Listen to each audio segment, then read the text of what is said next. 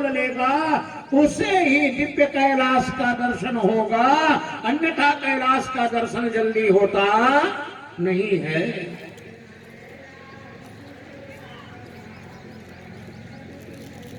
भगवान शंकर ने सारे गणों को बुलाया, ऋटि किरीटी श्रृंगी भृंगी सारी दुनिया से नाद करके और वहां आकर के दिव्य कैलाश के अंदर उनका जमावड़ा हो गया। अब यहां तक जो कथा है वह रुद्र संहिता के सृष्टि खंड की है। अब जो अगला खंड प्रारंभ होने वाला है उस खंड का नाम है सती खंड। रुद्र संहिता के अंदर सती खंड। जैसा नाम से ही आपको पता चल जाएगा कि इसमें सती जी का चरित्र होगा। अब इधर भगवान शंकर ने ब्रह्मा विष्णु जी को अपने से उत्पन्न करके सृष्टि बनाना और सृष्टि रक्षा करना, और भगवान रुद्र को अपने हृदय से निकाल करके सृष्टि का संहार करना, यह दे करके और महादेव अपने स्वरूप में स्थित हो गए। अब आगे की लीला प्रारंभ हुई। जो ब्रह्मा जी सृष्टि बनाने के लिए बैठे तो कुछ समझ में आया ही नहीं। उनको यह समझ में नहीं आया कि स्टार्ट कहां से करें, प्रारंभ कहां से करें। तब ब्रह्मा जी को आकाशवाणी सुनाई पड़ी, ब्रह्मा तप करो, बिना तप के सृष्टि बनाने का सामर्थ्य का प्रयोग नहीं कर पाओगे, इसलिए तपस्या करो। तपबल सृष्टि रचई विधाता, तपबल विष्णु करे जगत्राता, तपबल शंभु करे संहारा। ये तपस्या जरूरी है। तो ब्रह्मा जी ने तपस्या प्रारंभ की, घोर तपस्या प्रारंभ किया महाराज। और तपस्या करते करते करते करते ब्रह्मा जी के शरीर से जल निकल पड़ा।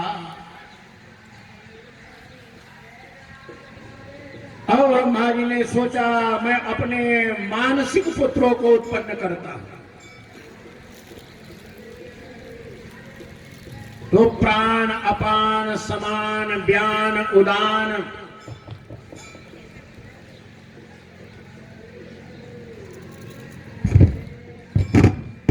इन पंच प्राणों के द्वारा ब्रह्मा जी ने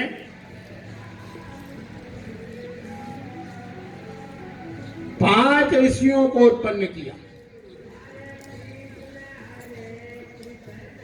और अपने अंग से दो ऋषियों को और उत्पन्न किया। उसमें से जो 7 हो गए उनको कहते हैं सप्तर्षि। और विस्तार है वहां सृष्टि क्रम में। मरीचिम अत्रिम पुलह पुलस्तांगिरसौ क्रतुम् वसिष्ठं नारदं दक्षं भृगुञ्च महाप्रभुं ससर्ज ब्रह्मा प्रथमम्। ब्रह्मा जी ने इनको बनाया। तो सबसे पहले किनको बनाया महाराज? इनको मन से पैदा किया। सब मानसिक हैं ये गर्भ से उत्पन्न नहीं है सप्तर्षि। ब्रह्मा जी ने सबसे पहले मरीचि को, उसके बाद अत्रि को, पुलह को, पुलस्त्य को, अंगिरस को, क्रतु को, वशिष्ठ को, नारद को और दक्ष को पैदा किया, भृगु जी को पैदा किया। लेकिन पैदा करने पर भी सृष्टि बढ़े नहीं। बढ़ेगी कैसे?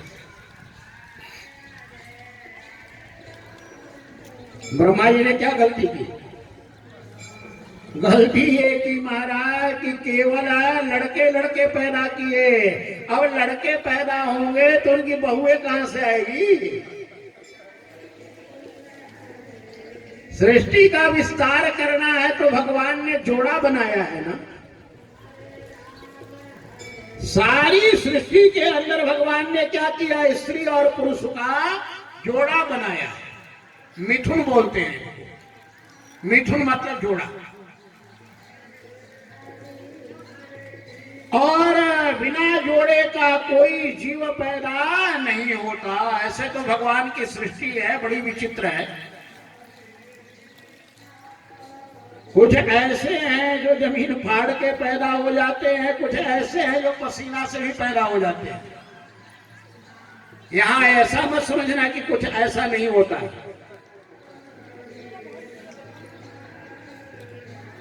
और जितने जीवधारी ऐसे हैं उनमें प्राय ये नियम कर दिया कि पति पत्नी मिलेंगे तब भी सृष्टि का आगे विस्तार होगा।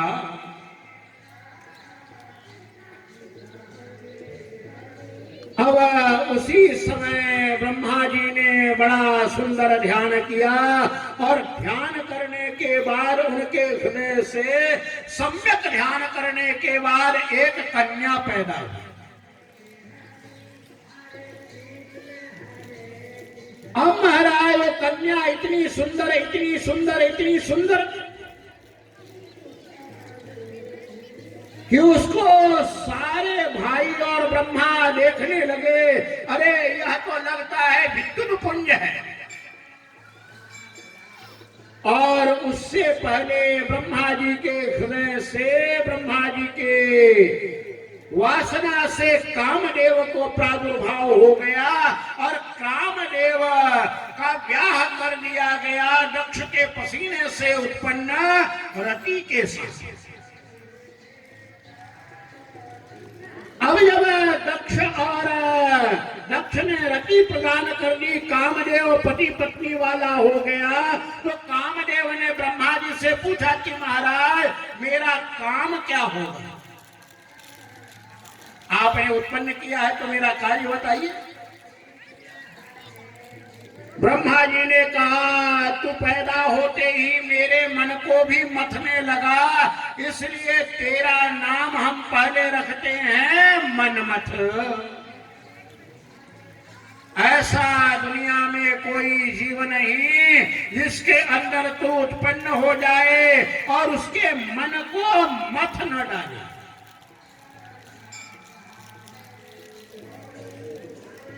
जब यौवन अवस्था आता है तो तू सबको मद पैदा करने वाला होगा, इसलिए तेरा नाम एक मदन हो जाएगा।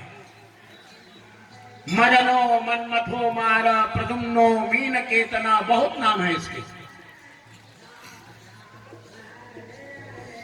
तो सबके हृदय में अपने से विपरीत लिंग वाली से मिलने की इच्छा पैदा करेगा, इसलिए कामना का बीज पैदा करेगा, इसलिए तेरा नाम काम रख दिया। बोले महाराज ये सब बातें तो आपने नाम रख दिया, बोले मेरा काम क्या है ये तो बताइए। ब्रह्मा जी ने कहा बेटा इस दुनिया में स्त्री पुरुष जितने होंगे सबको मोहित करके और मेरी सृष्टि का विस्तार कर। दुनिया में ऐसा कोई नहीं होगा जिसके ऊपर तेरे पांचों बाण का प्रभाव न चले। जैसे ही प्राणी यौवन अवस्था को प्राप्त होगा उसके अंदर तू अपना बाण, अपना आवेश डाल देगा। इसलिए तो महाराज जब लड़के लड़की बड़े होने लगते हैं ना तो बार बार अपना चेहरा आईने में देखते हैं। बच्चा जवान होने लगा ये क्या लक्षण है? जब लड़के जो है ना बार बार बाल बना करके और जरा तगड़े हो करके और ऐसे देखे आईने में तो समझना कि अब इसमें जवानी आने लगी। जब आईना देख करके और लड़कियां भी उस आईने के सामने इठलाने लगे तो समझना अब इसमें यौवन का अंकुर प्रादुर्भूत हो रहा है।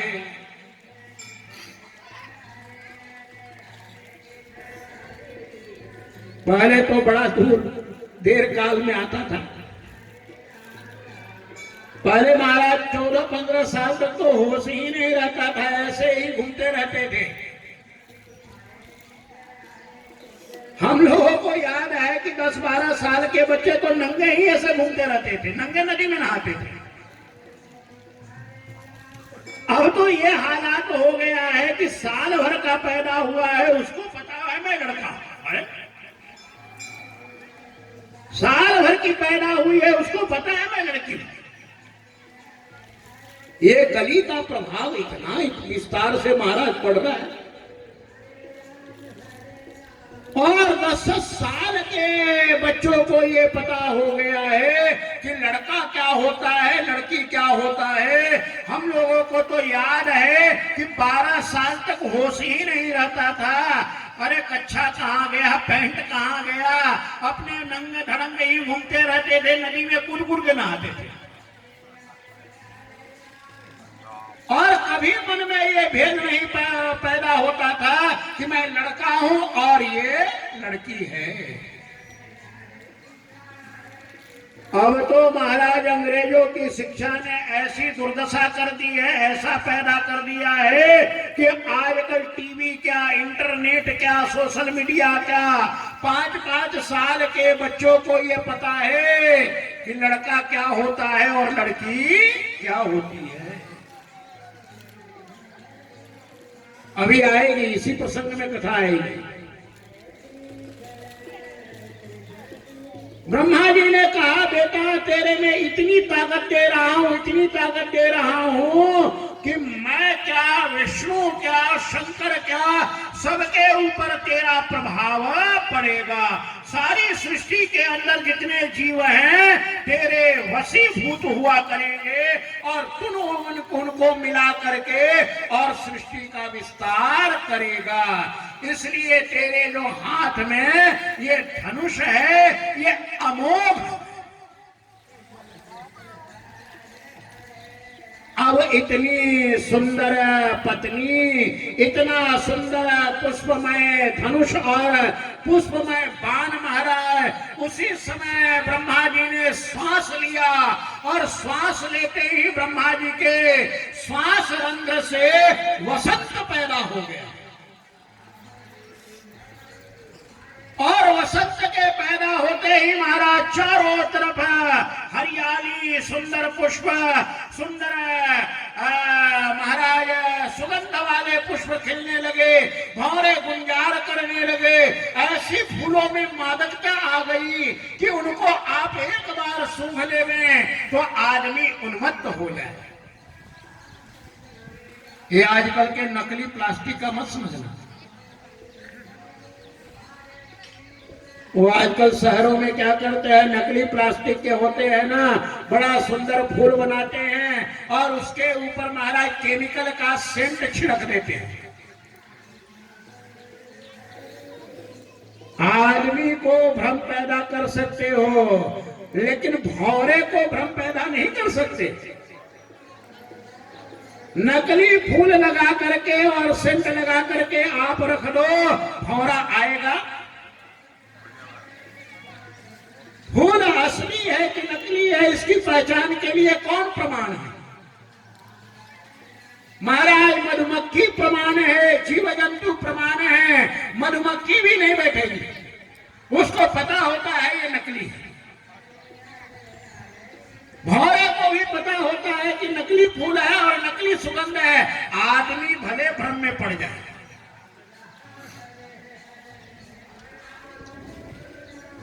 कामदेव ने कहा पिताजी मैं पहले अपने बाण का प्रयोग करके देखना चाहता हूं कि इसमें असर है भी कि नहीं है।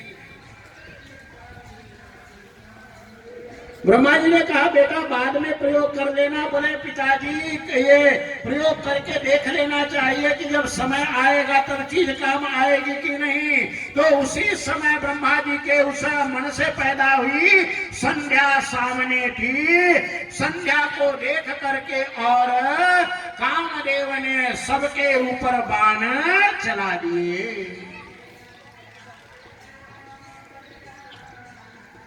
अब महाराज जैसे ही कामदेव ने बाण चलाया तो सबके अंदर काम का आवेश आ गया। ऋते वशिष्ठम, शिव पुराण कहता है 6 भाई तो काम से आवेशित हो गए, लेकिन वशिष्ठ जी बड़े संयमी थे। वशिष्ठ जी के अंदर काम का आवेश नहीं आया। यहाँ तक कि ब्रह्मा जी के अंदर भी काम का आवेश हो गया, और जैसे काम का आवेश हो गया तो अपनी ही शरीर से उत्पन्न उस तनुजा को काम भाव से देखने लग गए।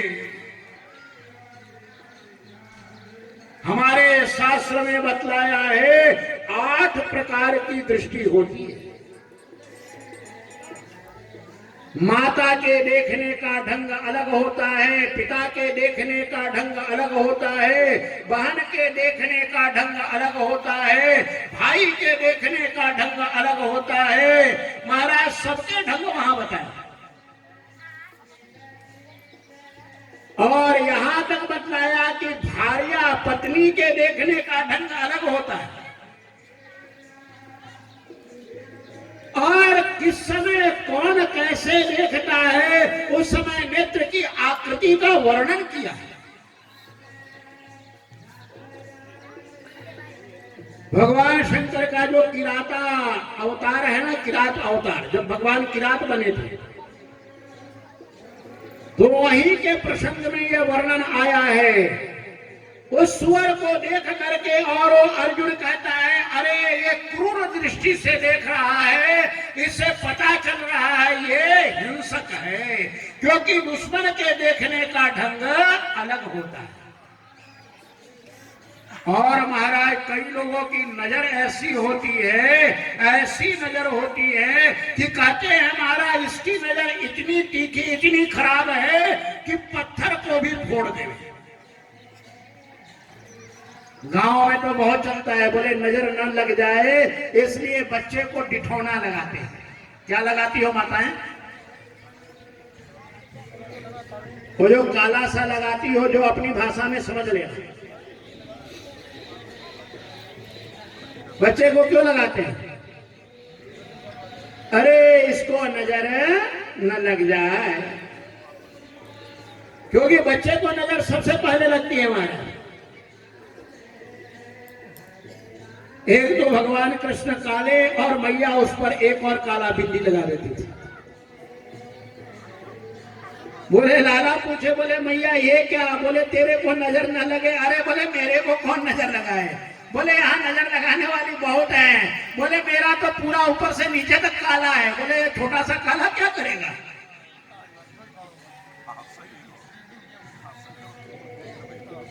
ये कालापन ही भगवान का आकर्षण है। जिनको रंग का, रसायन शास्त्र का ज्ञान है उनको पता होगा कि काले में सब रंग समा जाते हैं। लाल, पीला, हरा, नीला सब मिला करके घोट करके इकट्ठा आप कर दो तो क्या हो जाता है? काला। और सूरदास की काली कमरिया चढ़ो न दूजो रंग। अब इधर ब्रह्मा जी के मन में भी काम का भाव आ गया, भाइयों के मन में भी काम का भाव आ गया, और संध्या ने देखा अरे मैं तो अभी पैदा हुई हूँ, मैं तो अभी बालिका हूँ, लेकिन ये पिता की दृष्टि कैसी हो गई, भाइयों की दृष्टि कैसी हो गई? अरे इनकी नजर ठीक नहीं लग रही है। इसलिए मनु महाराज अपने मनुस्मृति में कहते हैं, मात्रा स्वस्रा दुहित्रा च न विविक्त आसनो बसे, बलवान इंद्रिय ग्रामो विद्वान समपि कर्षति। यदि माँ बहुत सुंदर है, बहुत गोरी चिट्टी और भगवान ने रूप दिया है और युवती है, और बालक यदि अपना भी बालक यदि जवान हो जाए, युवा हो जाए, तो वहां माँ के संग भी मना किया। मात्रा, मात्रा मतलब मां।